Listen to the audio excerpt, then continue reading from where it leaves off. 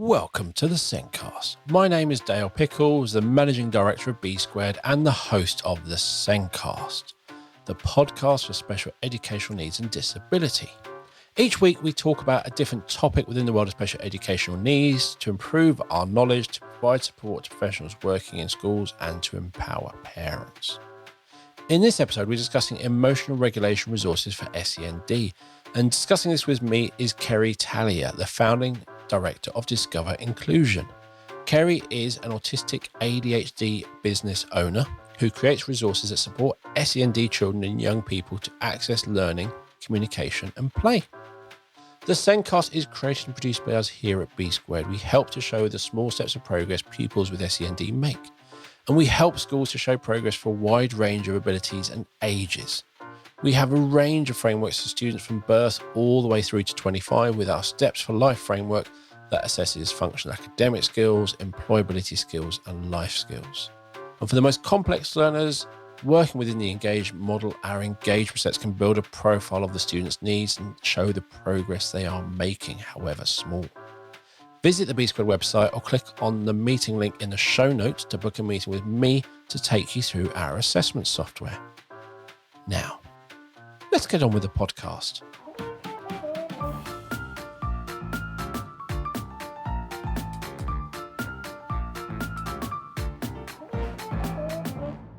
In this week's show, we're discussing emotional regulation resources for SEND.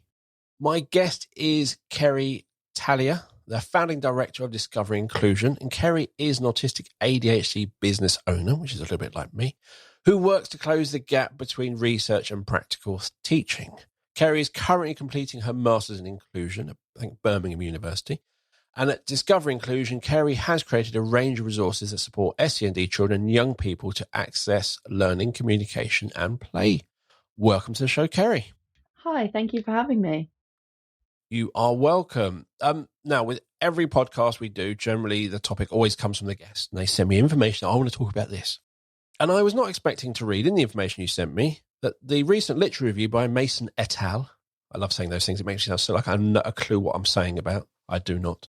Says that there is not enough evidence that zones of regulation has an impact, supports pupils with SEN. It does not meet the standards for an evidence-based practice. And for those interested, there is a link to the study in the show notes. And once you get that name, you can just Google and you get lots of other people's things. It's worth going and having a bit of read. But hopefully, Kerry's going to take us all the way through it and give us all the answers. But this is quite a start to the podcast, as the zones of regulation is so widely used and recommended. Yeah, I think the study in itself was quite a shock to a lot of people because when it came out, it was very much zones of regulation is used everywhere. We use it in mainstream schools, specialist schools, and it is one of the biggest emotional regulation tools that we use. And it's often introduced as a tool to support children, young people with special educational needs and disabilities to help them regulate and to help them understand their emotions. The literature review doesn't say don't use zones of regulation. All it does is point out some areas to kind of look into and some areas that might need some more research. So what's really interesting is that the study doesn't say don't use zones of regulation with SEND pupils, but it notices that in the research done on zones of regulation, SEND pupils were excluded from the studies, or the demographic of the studies wasn't included. So we can't say whether or not SEND children were included, which is quite a common thing across research anyway. Yes. And in some research that I did in addition to the Mason et al. Study, this is the case in other zones of regulation research areas. So the thing with the literature review, which is quite important to keep in mind, is that they have very strict criteria on what research they can include. So when they start, they choose a time period and they say, we're going to look at research on zones of regulation within this time period. And then they might also say it has to be qualitative or quantitative research. They might say it has to be on children within these ages, etc., etc. So even though there's, 50, 60 pieces of research done on zones of regulation, this study only included, I think, 3. in 3. total by the end. So even though, they've gone through all of this rigmarole to get to these 3, actually there is other research out there that might say something else. And it was interesting, even in one of the groups, they couldn't include one of the groups really. I think, if I remember I was reading it yesterday, that it didn't contain enough information or something. So that's kind of, one of the groups was kind of irrelevant. Yes, so it didn't include a lot of the demographic information that they needed. So the age of the pupils, what classes they were in, what split of classes. So say you had 60 pupils taking part and you had 2 separate groups. One group might be introduced to zones of regulation in one way, another group might be not introduced at all, and then comparing the results and stuff, but it wasn't including enough of that information to make any decision on it, basically. And the other studies, you have to have like a control group as Yes. well. So you can't just have, we're going to do zones of regulation as a school. You kind of got to split your school in half and go, we're going to do zones of regulation of this half and do nothing with this half to see the impact. Which is then an ethical dilemma for the school, because if they want to take part in a research study, they then have to talk to half of the parents and say, we're going to try something new and exciting, and it might be terrible, it might not work, it might be great. And then you have to tell the other half that their children aren't going to be doing this new and exciting thing that may be great or may be terrible. So there's a kind of ethical dilemma as well that these schools have to kind of deal with before they can take part in these studies. And I also think that it's literally, that's the thing with the research, is you have to go into it is not far off laboratory conditions. You have to have this. And I suppose what they're kind of, again, you could also argue is if in one control group they're doing nothing around emotional regulation, and on this one they're doing zones of regulation, it's taking 2 hours a day, you probably need a third group where you actually do 2 hours on emotional regulation using a different approach. Because is it the fact you're doing zones of regulation, or is it the fact you're spending time and effort on emotional regulation that is in? You've got so many variables, it's really hard to say. Yeah, and you have to consider that in zones of regulation, it's specified that you do 18 lessons. So if you follow exactly what zones of regulation sells as their program, it's 18 lessons as well as the resources and materials. So ideally, you would sit down and for 18 periods of half an hour to an hour, you would complete a set lesson which teaches you about your emotions, how we regulate. It teaches you about the different feelings that we have and how we can make other people feel. But if you don't complete all 18 lessons, you're technically not doing zones of regulation. So in the research study, they noted that one of the studies, Conklin et al., they included 24 lessons, but it doesn't specify whether that was the 18 lessons split into more or whether they did the 18 lessons and then they added their own. In Achoki et al., they only did 12 lessons. So again, we don't know whether they merged them together or whether they adapted them for themselves. And then Hoffman in 2018 included 9 lessons. So all of these different research studies, we don't actually know if they followed what zones of regulation has set out in the first place. And also, zones of regulation is used so inconsistently across the country, because I know schools who are going, has anyone got a presentation on this? Because I need to introduce it. And it's literally, they will just take a presentation from someone else and go, this is zones of regulation. Here's the colour zones. Here's the police. Off you go. And that's it. So the training as well for staff isn't necessarily implemented because it's seen as such a easy to pick up. Everybody knows there's 4 colours. So in zones of regulation, the key idea is that our emotions fit into energy levels, which is an area that has been researched and is where zones of regulation was kind of formed from. So it's not that each colour is an emotion, it's that each colour is your energy level. So blue is a relatively low energy level with sadness and tired, whereas red is a very high energy level with anger and excitement. But if you're not taught these things explicitly and you're not taught the differences between the energy levels and the science behind it, it can just be these emotions are this color, these emotions are this color. But often I've come across where the orange and the red often focus on the negative Yeah. And as you said, it's anger and excitement. Yeah. Yes, if you are, at time of recording, the FA Cup final happened a week ago. If you are a Man United fan, you're going to be in the red with happiness. Mm-hmm. If you're a Man City fan, you're going to be red with anger. And if you're from other football clubs who are now out of Europe, you might be red as well for sadness. But it's all in the red. But some are happy, Mm-hmm. some are not. But it's the energy level. Whereas I've come across schools where red is bad, red is not good, red is negative. So zones of regulation explicitly talks about how none of the colours are negative, none of them are bad. But they then go on to say, but you need to be in green to do your learning. And even though the program explicitly teaches it as all of these colours are okay, we can be any colours, they also say, but to carry on with the school's A or to get out of this colour and get to green, you might do this activity. And that can have quite a kind of negative connotation, even if it's not the intended purpose. So if I say, this child's really upset and dysregulated, they're really angry, so we're going to place, they would be in red. We're then going to give them techniques or methods of things, activities that they can do to help them calm down. And we're saying that to get out of this colour, you could drink some water, take some deep breaths, run around the playground, and we're going to bring you back into the green zone. So even though we're not saying red is bad, we are saying that we need you to not be red anymore. Yes. Which can be quite difficult to comprehend and understand that it doesn't mean it's bad, it just means that you can't learn like that. And if your cat has just died, you might be in the red zone for an entire week. There might be times you're not in the red zone, but you might be for longer.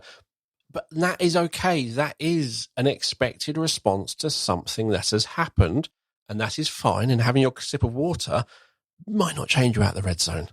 And something that was brought up in, I think it was briefly mentioned in the Mason et al. Study, but is seen in quite a few other studies and also in kind of teacher blogs as well, which are less, used in the university world, which is a shame.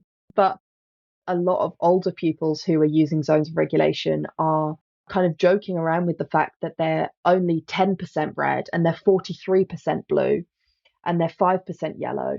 But it actually touches on quite an interesting topic in that we can feel multiple emotions, and we may have elements of us that feel sad and are in blue, but we may also be angry, which would be color coordinated as red.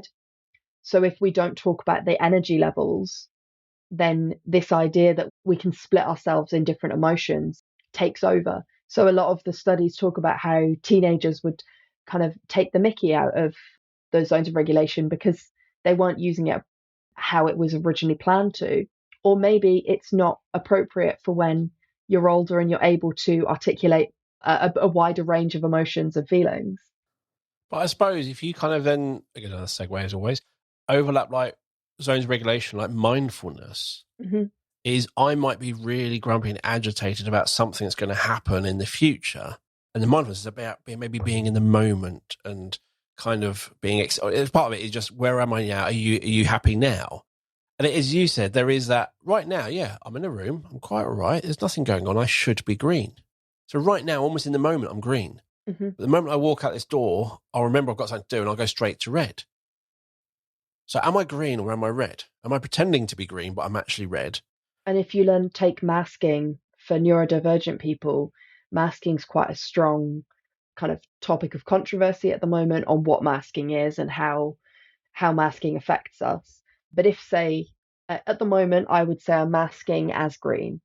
I'm very calm. I'm, able to do this podcast and I'm enjoying it. But in reality, I'm really quite nervous and I'm trying to think of examples. I'm stressed about the fact that my bathroom is currently being knocked down and put back to pieces, put back.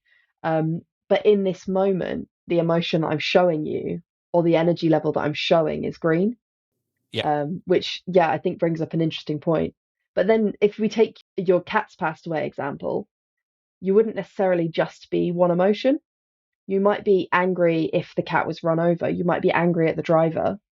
You might be upset because your cat's passed away, you might be feeling empty or lost because that piece of you is gone. And they all kind of go together, and actually you would never separate them. You wouldn't say, I'm only one of these things. Yes. You would, grief is so many of them. Yes. There's lots of memories you go over which are happy and things like that. But I also think that, an interesting, whenever I podcast, I'm 100% in the green. Mm-hmm. I don't know if it's a permanence thing. So it's not an object permanence. Mm-hmm. It's a something else permanence. And it is, I am podcasting. I'm in this room and I'm just having fun and I enjoy this. But if I walk out that door, it's a different world. And my what I'm doing changes. When I go home, I change. And I'm not saying I'm masking. It's not a conscious thing. It's not. It's almost like I forget about it when I turn around. It's like I've got is it the Ood from Doctor Who, where when you look at them, you see them, and then you turn away and you're going, "Oh, why am I running?" You turn around and go, "Oh my God, there's a thing there." You turn around and go, "Oh, I was about to run somewhere," and it's like you forget. And I have that thing. So it's not an object thing. It's almost like a situational thing. So I can literally be in a moment, and I respond to what's in front of me. Yeah. Which is really generally quite nice, because I can literally go somewhere and kind of forget about all that stuff over there. I consciously have to do it. It's subconsciously. I just go. Yeah, sometimes the subconscious is there and it's bumbling over, and I'm going, "Oh, well, I'm a bit." But that's something that you can articulate. Yes. To an extent. Obviously, emotions are quite difficult anyway. But you can say to someone, "I'm feeling okay because I'm in this room." But a lot of our SEND children, young people aren't able to articulate that. And what we're telling them with something like zones of regulation is, these are your options, and you can be this, and you need to tell me which one you're feeling right now. And then when you're upset, I still want you to notice that you're in a different color. When you're angry, I want you to just come up, just come over, pause your meltdown for a second, and just have a look at these colors, because I'm going to show you that you're now red. I remember my nephew years ago. My sister would ask him, "Where are you?" And he'd go, "Green." Cool. "Where are you?" "I don't know." Mm-hmm. That meant orange, because he knew he wasn't green, but he didn't know. If you ask him and he can't respond, he's red. So he couldn't say orange or red. Mm-hmm. He could recognize when he wasn't green and could still communicate. But when he went to that zone, he lost that ability to communicate, and he just didn't communicate. And that's when you knew he was in the red. Mm-hmm. So it is that kind of thing, but it's recognizing. And also, if you are a neurodiverse person, way you identify and manage your feelings, understand your own feelings, it could be different to the next person. Yeah. And you're often being taught emotions by a neurotypical person. And also by facial expressions. We teach emotions by saying, this face is happy, this face is sad. It's especially prominent with girls with the masking when they're children. Is if I say, this face means happy, for a girl learning that, or for any child who's masking, learning that this face means happy, for them, that face may mean pretending to be happy, or it may mean I'm happy right now, but I'm going to go and have a meltdown when I get home and I'm in my safe space. So it might have a very different kind of understanding of what those emotions mean, because all you're being shown is a picture, and then you're being given a description by probably a neurotypical person saying, this is what happiness is, this is what fear is. And also you go, happiness is me going on holiday, and happiness is you're giving all your things which maybe aren't relatable to that person you're trying to teach what makes them happy. So it is really hard. And yeah, facial expressions are only one part of it. Generally, there is a body reaction that you feel that somewhere in your body, and it's helping them understand that. And if you're struggling with your interoception, you're not feeling your body, you're really going to struggle to understand your emotions. Or the other end of things, if you, like me, have very strong interoception and you overly feel those emotions, and you're then told that those emotions aren't appropriate in that situation, or that you're overreacting to something, because for you that emotion seems logical, but for those around you, maybe that emotion is too much, or it doesn't make sense. Like getting upset because the peas touched the pasta on your plate. For somebody else, that's, a non-issue. But for you, really big for my problem. daughter, it is peas being near her plate. Can't even be on the plate. Nope, just game over. Yeah. I used to work with a child who was he his safe food was egg fried rice, and he could eat other foods at home, but they had to be blended for him to have any vegetables. But at school, he could only eat egg fried rice. And if any other food touched his rice, he would have a full meltdown and he would start trying to force himself to throw up, which outside of that scenario might seem really like an overreaction. But for him, the safety of his food, there was a fear element. There's the anxiety of something else coming in. And for him, that was huge. We did slowly introduce other foods, but it was a lot longer of a process than with, a neurotypical picky eater who you can explain to them, this is this food, this is that food. Whereas for him, his language was very operational. It was language, his spoken language was, this is what's happening, this is what I need. So to explain to him that they're both food and that different foods have different textures isn't a conversation that we could have. No, it's interesting, the whole food thing. But I'm going to go to Donnie Darko. Have you seen Donnie Darko? No. You're going to get any of the references I give you? Probably not. I really go watch Donnie Darko. It's a great film, and it's one you should go in with no expectations. There's some great music, 80s, brilliant. And it is some really interesting characters in it. But one of the things they have is they're talking about, and I can't remember if it is emotions, but there are just two emotions: fear or love. Right. And they literally put it, and they're literally going, so, and one of the questions is, you find a wallet with money and you know who it is. So do you return, but you choose not to return it? Why? And it was just, and they're literally going, and Donnie Darko's character's going, it's not that simple. It's not that simple. And no, it is. Is it fear or is it love? You just don't get it. And he's going, no, it's not that simple. And everyone's looking at him strange. It's like, life is not that. There isn't one emotion at a time. Yeah. And that's something that I think with zones of regulation or any emotional regulation resource, we assume that we can articulate one emotion at each point. Yeah. And that, you walk into a lot of times it's used as like a check-in in the morning. You walk in the morning, you put your name or a picture of your face into the color that you're feeling. It's like, that might be the case for right this second.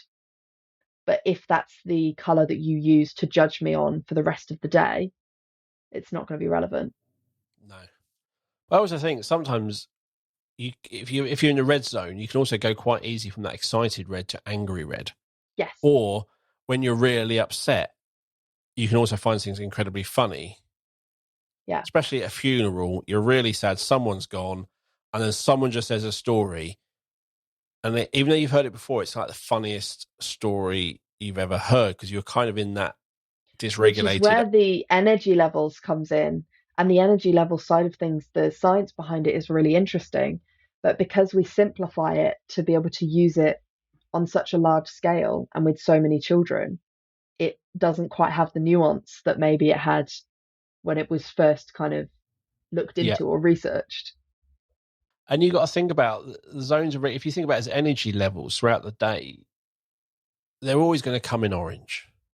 In reality, in the morning, they're probably going to come in orange. Then you'll calm them down and you'll get them in the green. Then they'll go for a morning break. They will come back in orange, unless there's been a really bad football match, and they might come in some of them red. And then it's the same. So throughout the day, those activities are going to move. And if there is a child doing sport and you're trying to be really competitive, if they're not getting into orange, kind of, that's the whole point of being that competitiveness. You want to get that energy level up. You want to get them into the orange. You got to, not into the red. Yeah. It's getting them into that orange. And then how do I bring them back down? And how do I help them understand how to come back down? And not do a boring lesson right after a break time or PE, where you're somehow expecting them to come down all magically from orange straight to green and get on.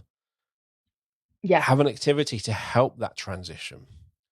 And I think sometimes with zones of regulation, it's also sometimes put on the child. You're now in charge of your regulations. Yes. Your regulation, you need to get down to green now. So I did a really interesting project as part of my university assignments last term, just before Christmas, looking at a development theory thought of by a guy called Bronfenbrenner. So his theory of development is based off of if you imagine a circle, and in the inner circle is a child, and then as you go out, each circle is a level of impact further away from the child. So your very inner circle is the impact of parents, peers, family. You extend it out and you're looking at extended family in schools, teachers, the relationship between the school and your inner circle. And then it slowly builds out to justice systems, how the healthcare system works, juvenile offender systems, and then eventually to socioeconomic status and religion and how racism might affect you. So I did a bit of a project on looking at how, with an emotional regulation resource, we focus on what the child feels, what they've done, and what their actions are going to be, and what actions they should take to change how they're feeling. And then I merged it with the idea that we have these external impacts. So if we take, for example, a young boy who's 5 or 6, he's had a meltdown in class, compared to a young girl who's 5 or 6 and has had a meltdown in class. Initially, you're going to have different reactions based on their gender, just by what your preconceived perceptions of that child are going to be. If we then add in the race of that child, in certain areas of the country, their skin color or their religion is going to have a much bigger impact on the outcome of their situation. So we see a lot more that boys and people of color are excluded from schools or are put into pupil referral units and end up in the juvenile justice system because of the way that the socioeconomic and the kind of historical context are affecting everything inside that. So they're affecting how the school system works, how the healthcare system works, the funding that goes into the schools, and that kind of thing. And it makes a single meltdown a lot more interesting and a lot more intricate, a lot harder to say, I'm just this one color or I feel this way. Because actually, if you just change one aspect, if that child is now a white boy from an upper class family, his trajectory is going to be very different because of potentially the support systems around him, the religion that his family is a part of because of the skin color or because of the area that he grew up in or whatever else it might be. And it makes something as simple as labeling your emotions really quite complicated. And also, that's almost looking at that from that meltdown forwards. If we Mm-hmm. think of everything before the meltdown, the reason for those two children having the meltdowns are going to be completely different, based on all of those things that have happened to them. So my understanding of what is me struggling with life and me being happy with life, my kind of that lower limit and that upper limit is going to be very different to a homeless person and who is literally to me is miles below my struggle, and to them they're having a good day. So that kind of what is unfair, what makes me sad, what makes me anger is all going to be based on my experiences. And all my experiences, as you've just said, are likely to be based on all of these different things. And you can then consider small things like, for example, your family, whether you have siblings to reach out to, whether you have friends that are close to you, whether you enjoy going to school and you're friends with your teachers, whether you have a good relationship with going to the GP or the dentist. All of these things, from the very kind of first levels of how you get on with your parents and your siblings, all the way out, they all affect your development and your continued development through life, not just what we see as childhood development from age 0 to 18 or 0 to 25, but actually how we continue to develop through our lives. And one of the things Ali Knowles talked about, having an older sibling just gives you this insane confidence that the elder child doesn't have. So my eldest daughter, she doesn't have people older than her that she knows and can see and monitor and know how life's going to be. Hmm. So everything she is doing is the first time. Yeah. And then So she went to the secondary reverse. school and she's going, is this going to be all right? My youngest is gone, well, she's my eldest has done everything before. Everything is fine. And she not kind of just struts through life, but all those worries my eldest has, because I've got my options. I'm going to college. I'm going to university. What's it going to be like? She can't just sit there and know that someone else she knows has done it and it's great. Yeah. She has no idea what it's going to look like. Whereas my youngest is already going, yeah, I can't wait for uni, because she's been part of her sister's journey and can see it's going to be great because her sister's going to do it. And it just gives her that confidence. So my eldest having a meltdown will be, for me, an over-the-top reaction because it's not that bad.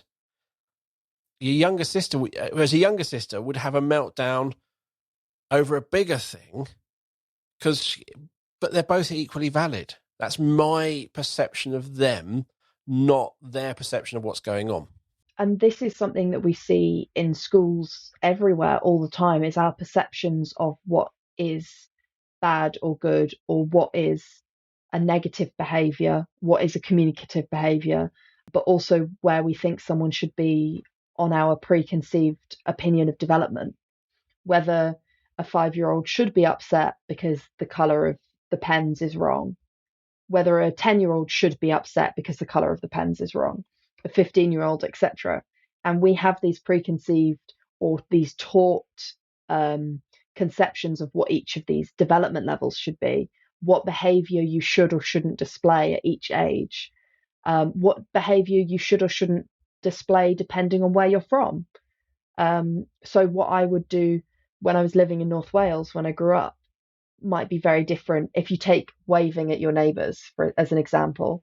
I moved from a village in North Wales where everybody knows your name, everybody has known you since you were born, and they can tell you more about your life than you can, to a block of flats in London where you barely nod at your neighbours when they give you a parcel that they picked up for you.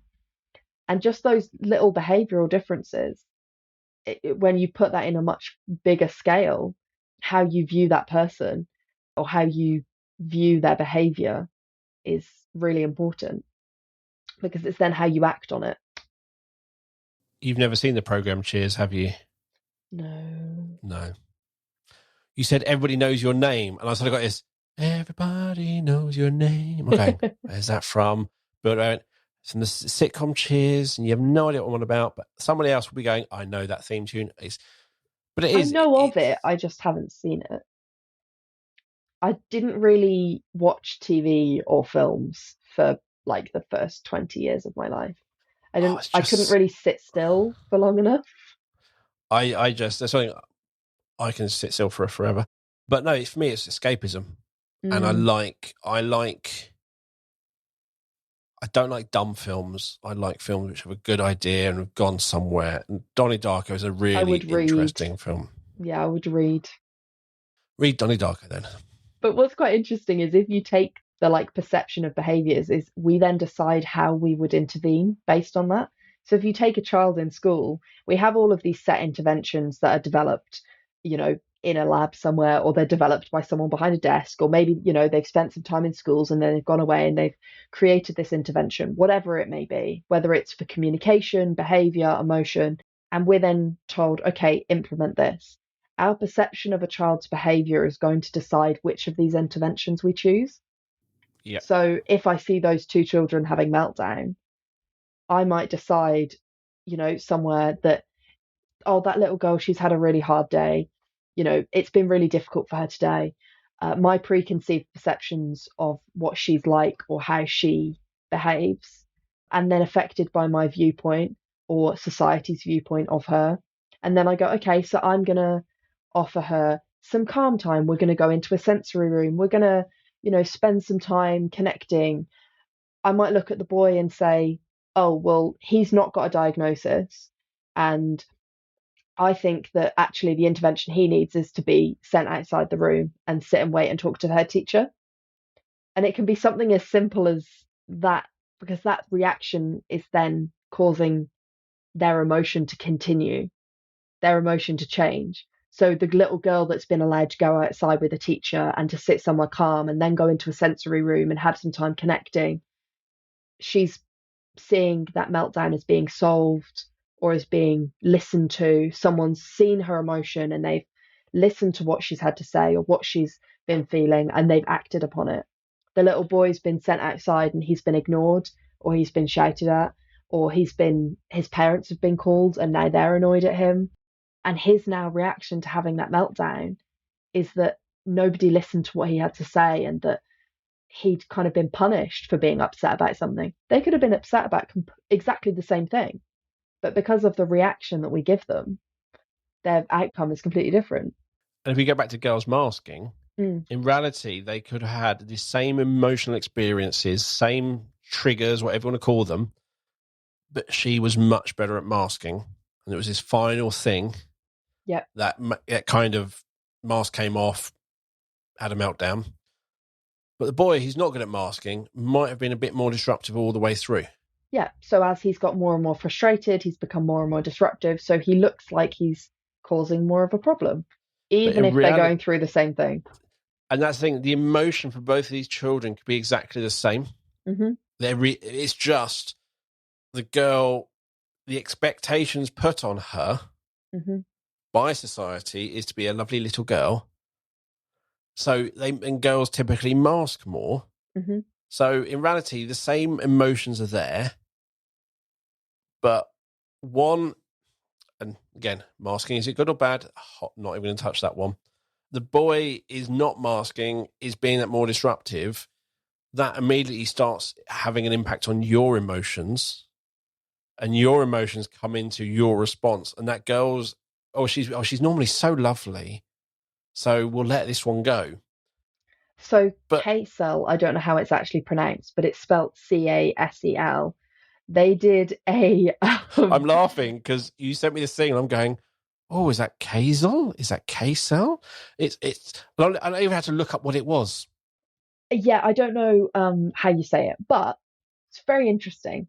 I found it when I was doing my research for this project, is that they have created or done some research on how the emotional regulation and the emotional literacy of adults affects the children, young people that they're working with, which seems fairly logical in that I'm mad, so you're more likely to be mad. The more annoyed you get, the more annoyed I get, especially when you're reaching the end of your kind of rope and you're really dysregulated, whether that's as an adult or a child. The more someone else is dysregulated, the worse you get.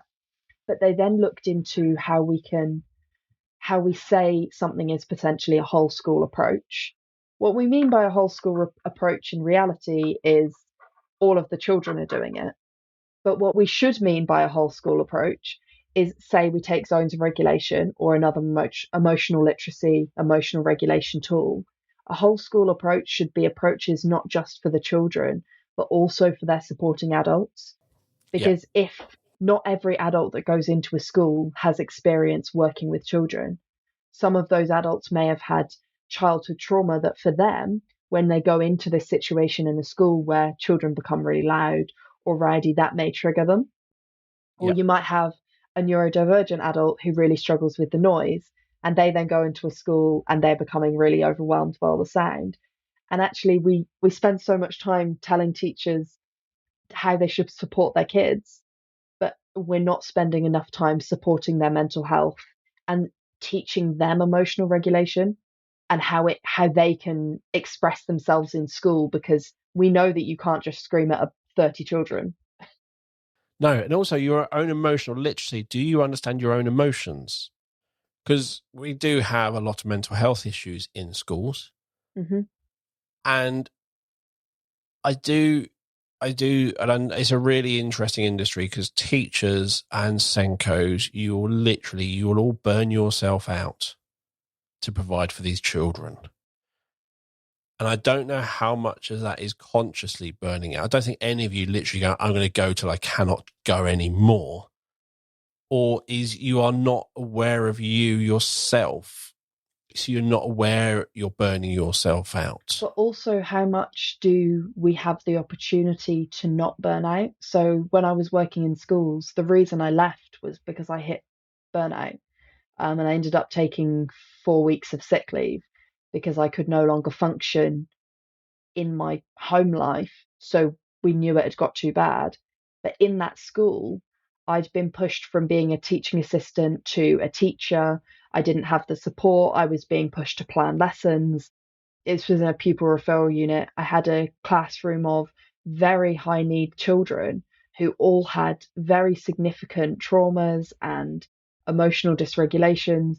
And I was then being put in that as a neurodivergent person and expected to cope with it with just a staff meeting every morning. And it's like, But well, actually, is that supporting me?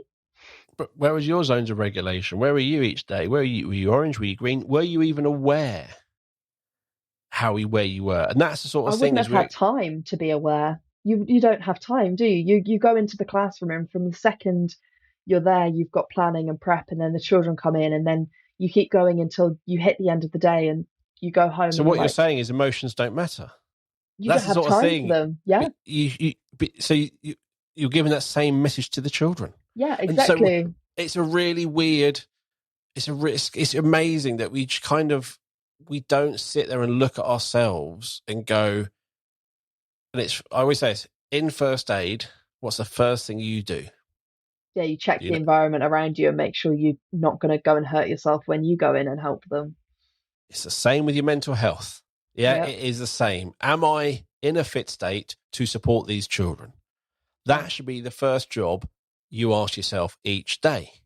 But and It's yet your, there's so much stigma around taking sick days or taking holiday time as a teacher because of the cover, and you're putting more work on your peers by taking that sick day.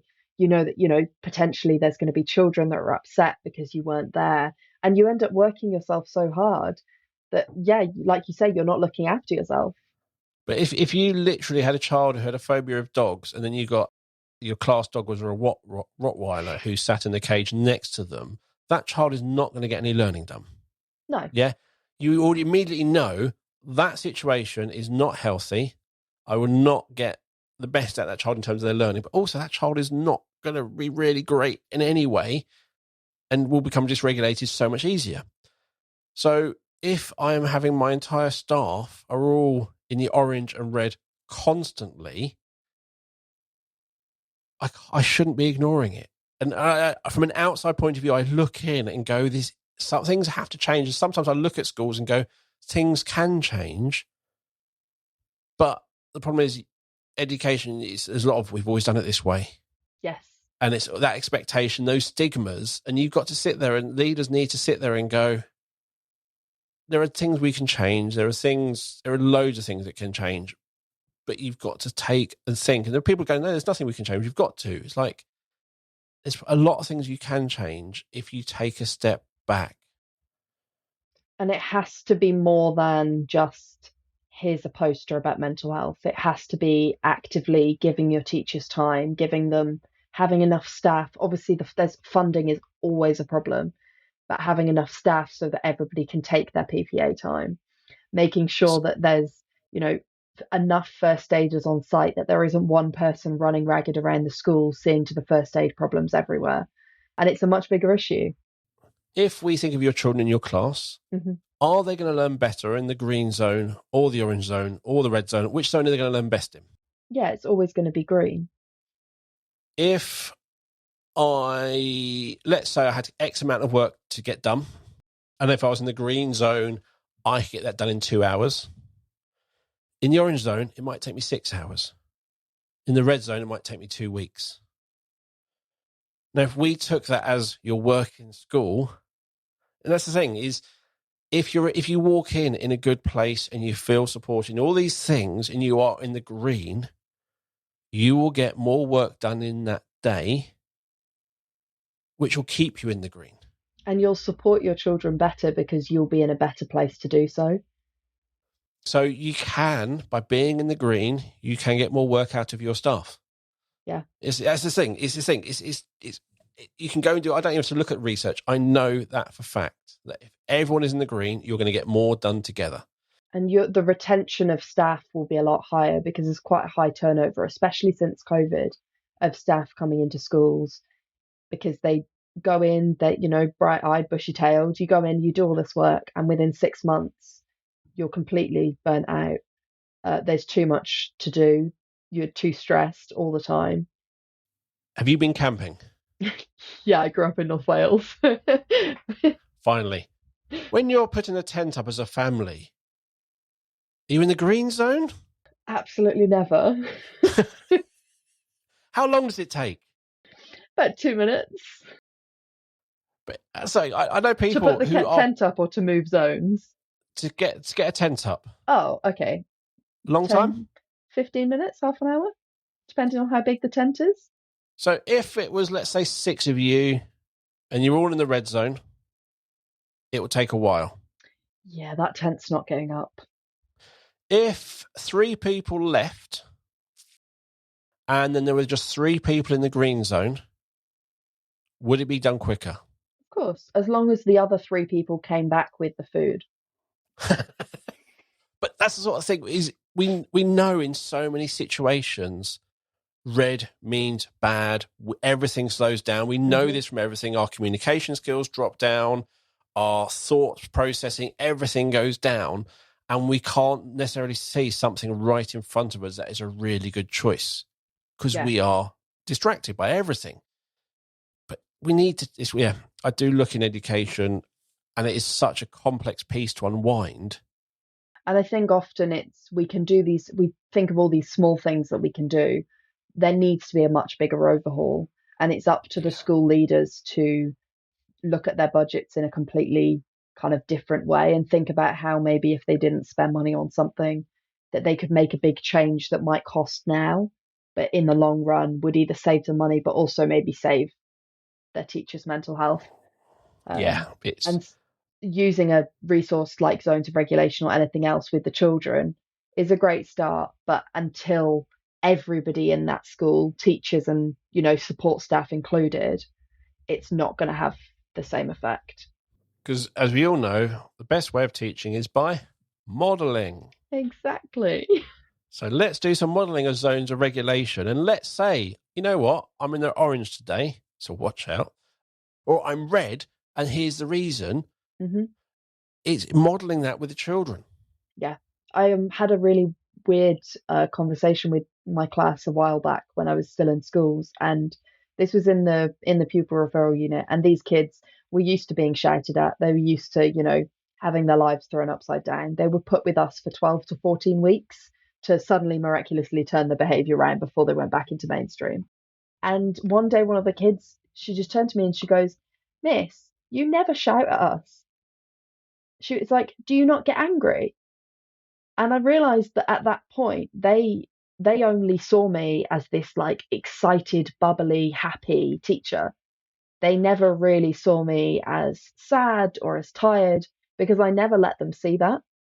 And that I'd actually kind of done a disservice in not showing them my emotions because they were then not seeing it being okay to have those other emotions. They only ever saw me as this very bubbly, happy teacher, and they could never learn how to deal with those other emotions because I just didn't show them.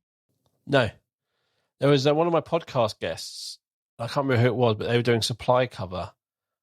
And they just walked in. It was one of those really horrible classes, the class with that kind of reputation around the whole school. And I think something really bad had happened in their personal life. And I think she'd worked with this class, whatever, but she knew it was going to be and she walked in and basically just went, cards on the table. This has happened. I'm having a really bad day, blah, blah, blah. All the kids behaved. Yeah. They were able to maybe draw on their own things and go, okay. That's the thing. Is behavior and emotions are very, very complicated. They're never, as also zones of regulations are never in isolation. I could be green until one person comes and sits next to me. Yeah. With it not being in isolation, something that I looked into is we assume that these colours to the children, the colours mean these different emotions. So blue means sad, green means level and regulated, red means, that you're excited or you're angry. But in a lot of special education, we use colours for other things. So we use colours to show the noise level in the classroom. We use colours to label different elements of grammar in literacy. we use colours for the different numbers in number blocks. And we're then saying, okay, now colours mean emotions. And it's worth considering how much the colours mean to these children and what they actually label them as.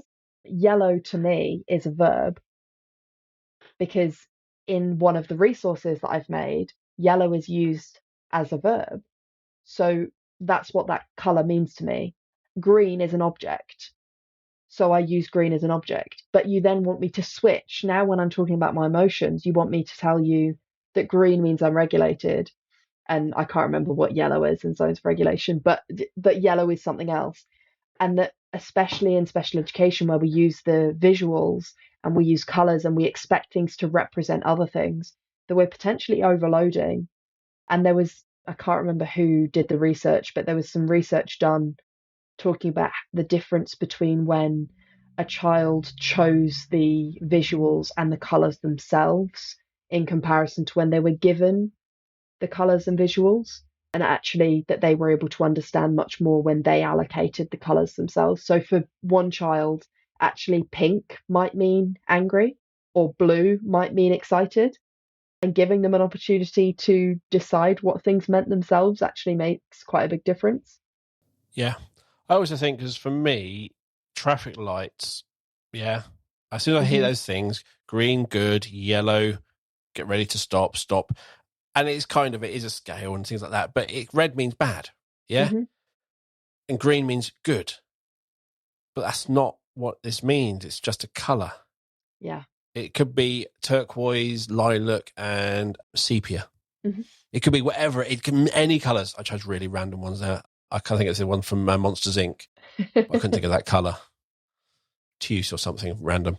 Descriptive. But it's just really random. It could be anything. But I've seen things where when you're thinking of things I can control, and it's like, or things that are coming up. So green is right now, yellow is a bit further away, and red is in the distance. I can't do anything. And it's like, green, you can do something about this now. Yellow, that's going to come to you soon. So get ready to deal with it.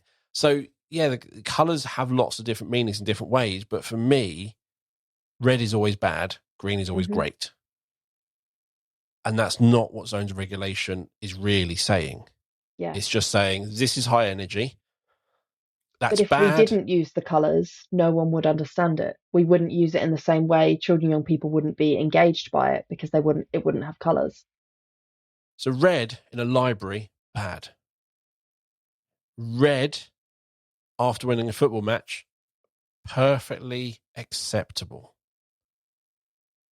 Blue after winning a football match, might have concussion, need to take them to the hospital. Yeah? Yeah. And that's the thing. It's the context and everything. It's not good or bad, which it kind of infers to me. It's just kind of looking at those energy levels, and it's matching the energy levels you're expecting and the energy levels you have. So if you are in a pitch black sensory room and they say blue, it's like, well, that's helped them calm down, but probably a bit too much. But that's maybe you were hoping for blue. Maybe you're helping to feel really calm because they were miles too far, and you've got to maybe manage the energy levels to get them back to green. So yeah, matching kind of where you want them to be and where they are is to me what more zones of regulation is about, rather than bad to good. Yeah. And like you said at the beginning, it's very much about how the teachers or how the school implements it.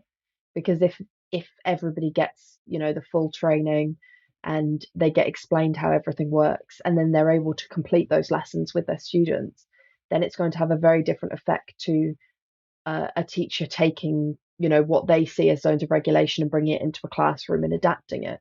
And something with a lot of the research around zones of regulation is there is this disparity, if that's the right word, between what the program says and the reality of what happens.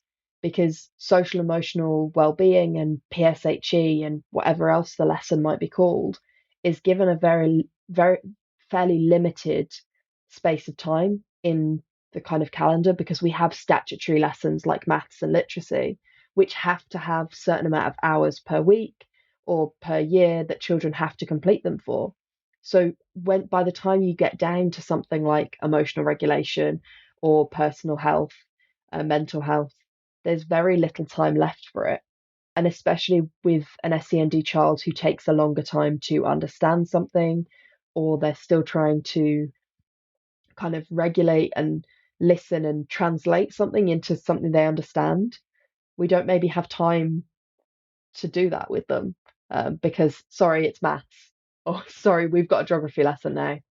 I created an image probably about 6-7 years ago, which I found really interesting. It was kind of overlapping circles, and you had the four broad areas of needs: your cognition and learning, communication, interaction, SEMH, sensory and physical. Mm-hmm.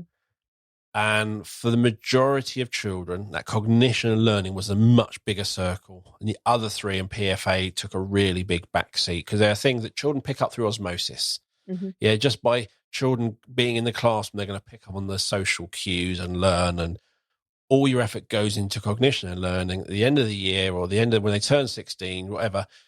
Kind of those SATs type things, you judge them throughout the year mostly on their reading, their writing, and their maths. And that's where you put most of the work, and it makes sense. Mm-hmm. But for a lot of children in specialist settings, in PRUs, in AP, and all those sorts of things, is actually you're probably putting most of the work into the SEMH, the social emotional, and that communication interaction, because they're intrinsically linked. Sensory and physical, depending on the child, that might come in. And that cognition and learning in reality takes a real big back seat because they're struggling to access this. All of these are kind of where you're putting the work in, and then you judge them on their reading, writing, and maths still. Yes. Yeah. Or they're being pushed to do their reading, writing, and maths, and the rest of it's given a backseat. Yeah, in And reality, you then wonder why they aren't able to function, yes, in the real world. Or for them, this year, they've made an amazing amount of progress because they wouldn't come into the school at the beginning of the year. They're now in school. They're now in lessons. Yeah, they've hardly made any maths progress because we haven't got quite there yet. So therefore, they're just below, significantly below, failed. It's like, no, I get really frustrated with that. And it is important that we do recognise more than just those academic areas. Yes, they are completely important, but I personally haven't used Pythagoras much this year. But also, if we don't support the child's mental health, they aren't able to access the learning because it's a much more complex system. You have to have that, be able to be calm and to be centered and to be regulated before you can even think about Pythagoras' theorem, if you so choose. That's the thing. If I come out with my kind of, I can understand my emotions. I can kind of I can manage my emotions better. I can communicate my needs. I can do all of this. I can pick up Pythagoras' theorem when I need to. Mm-hmm. If I do it the other way around, great. I know Pythagoras' theorem, but I literally cannot cope in any situation where there are other people. That Pythagoras theorem doesn't actually help me out much. Yeah. And then when you apply something like zones of regulation, you say, okay, now use this in the real world. If you went up to an adult and asked them to color coordinate themselves based on what emotion they were feeling, it would be quite out of place. But we need to think about what skills we're giving these children, young people, that they can then use and can be used in real life. You might start with the colors because that's a really simple, kind of easy and clear way of doing things. But as they progress, you might give them other ways of remembering their different emotions or their different energy levels so that they can bring it into real life and they can use it when they need it rather than when they're directed to. So I'm going to wrap it up by saying I don't know if zones of regulation works. Also, by the sounds of it, from having these 18 lessons, I don't think most of the schools I come across have done any of the lessons. I think you're right. So therefore, but I think what is working is the time and effort spent looking at emotional regulation. However Absolutely. You're doing it, the important part is you are spending time and putting effort in, whether you're doing it perfectly exactly zones of regulation, whether you're doing CASEL, whatever that is, CASEL, CASEL, that's what it is for me now, CASEL, there needs to be a T in there, but there isn't a T in CASEL, no. but CASEL. Whatever you're doing, it's the important part is putting the time and effort in. If you're doing it properly, great. If you're using a variation of zones of regulation because somebody gave you a PowerPoint and you're running with that, the important part is you're putting in the time and effort into helping your students and yourself understand emotions better, but they're not that simple. Yes. They're not that simple. Anything else to add? No, that's perfect. Excellent. So thank you for coming on the show today. As always, I've got Kerry's contact details. They're in the show notes. There is a link to the Zones of Regulation website. There's a link to CASEL, which is collaborative, academic, social and emotional learning. Nicely done. I did my research. I think it's something like that. It wasn't even clear on the CASEL website what it stood for. I finally found it somewhere and there's also a link to a conference you're running in October. So lots of links from Kerry in there and her contact details, and you'll find all of those in the show notes or on the website. So thank you for listening to the show. If you are listening to a platform that allows you to leave a review or give it a rating, please do give it a review, give it a 5-star, and let others know what you think. And if I get lots of reviews in, I will start reading them out at the end of the episodes and give you all a little shout out. And if you want to get in touch, let us know your thoughts, suggest topics or anything else, please message us on social media and send an email to hello@thesencast.com.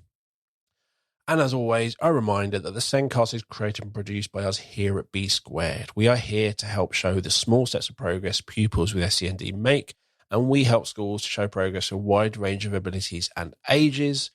We have a range of frameworks to suit students from birth all the way through to adulthood with our Steps for Life framework, looking at functional academic skills, employability skills, and life skills. And for our most complex learners working with the engagement model, we have our engagement step that can build a profile of the student needs and shows the progress they're making. And throughout the range, we have lots on emotions and regulation and things like that. So there's lots in there about that. Visit the B Squared website or click on the meeting link in the show notes to book a meeting with me to take you through our assessment software. Now that's it for today. So thank you for listening. We'll be back next week with another episode of the Sencast. It's goodbye from me. Goodbye. Bye, everyone.